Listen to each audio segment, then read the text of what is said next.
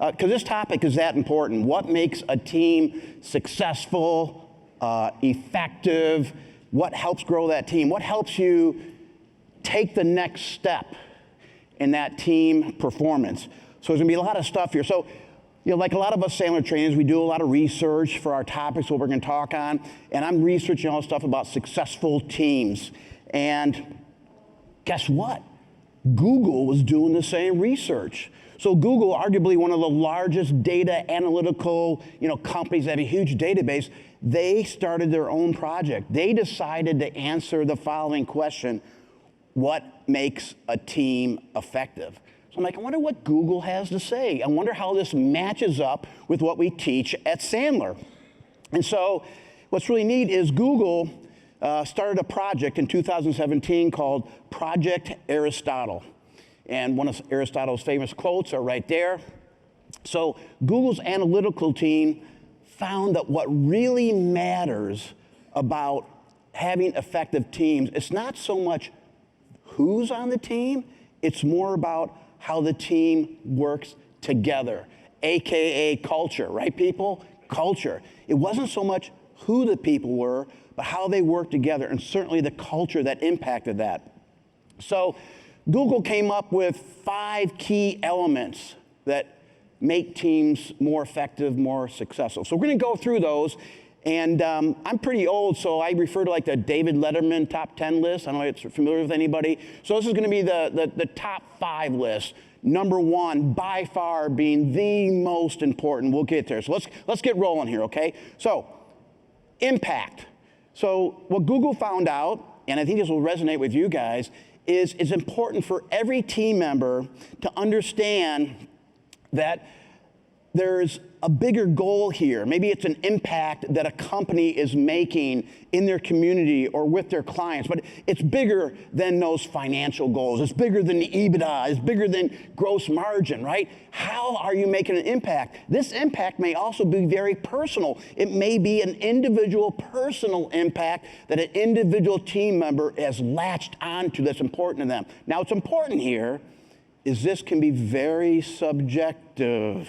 So if someone else on the team's like, well, that's a pretty stupid reason to want to work here, that's going to be bad, fair? So it can be very personal and can be outside of the organization. So we want to understand the impact. So an exercise you can do now or certainly afterwards is ask every team member, it could be a sales team, it could be a customer service team, a production team, how they feel what they're doing is having an impact on the organization or outside of the organization.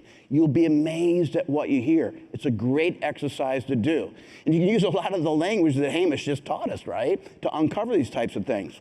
So that's going to really help you take the next step there, is understanding what the impact is. Don't tell people what the impact is. You can't do that, right? We know it's their data, it's their view, so make sure you do that, all right? So, hold on here. Fast on the thumb there. So I want to share a story with you of impact. So it's really cool. This is my friend behind me, in front of you, okay? His name is Jerome Harrison. And good news, that's him on the right. He's doing well now. But if you Google the most yards gained in an NFL football game, in one single game, Jerome Harrison is number 3 at 286 yards. Has anybody heard of Jerome Harrison? Yeah, maybe if you're from Cleveland, you know, because he started his career with Cleveland. He broke Jim Brown's single game rushing record, number 3 all-time rushing for a single game. Well, unfortunately, NFL stands for not for long. These are the stories you don't hear about. Jerome was being traded to the Eagles, and they did a screening, and they found a brain tumor wrapped around his brainstem. And so it didn't go well. Jerome, in that picture there, he's got a tracheotomy, he's a quadriplegic. He made an amazing recovery. And so now he's on the road doing talks about his recovery, his belief, and how he realized that the impact he makes on the world wasn't through football, it was going through this path, and now he impacts people's worlds about his comeback. When he was doing physical therapy, he impacted everybody in the physical therapy because he worked the hardest. And he wasn't happy with just walking with a walker. He wanted to be able to walk on his own.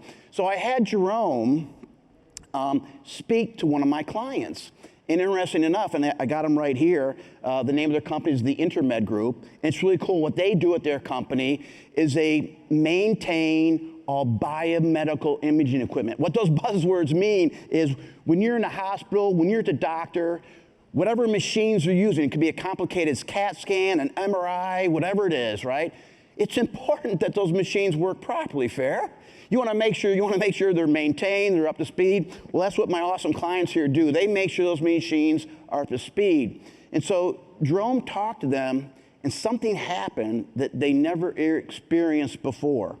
Because the Intermed Group, they don't sell to Jerome Harrison, right? They sell to the hospitals that he was at. Jerome, after his talk, it's an emotional thing, he thanked my clients for what they do. And they're like, what? Yeah, because of you, I'm walking and living. And so that was an example of maybe an impact. I don't know that they maybe they were aware of, but certainly they were now aware of having a patient like Jerome. Public service announcement. When you're at a healthcare organization and there's machines in there, there's a service tag on each machine, okay? Make sure the next service date is not historical, okay? They taught me this, and it's amazing. Thank you for watching this highlight video from the Sandler Summit. You can join us for the next Sandler Summit in 2024, March 19th and 20th at the Orlando World Center Marriott. Register now at sandler.com/summit.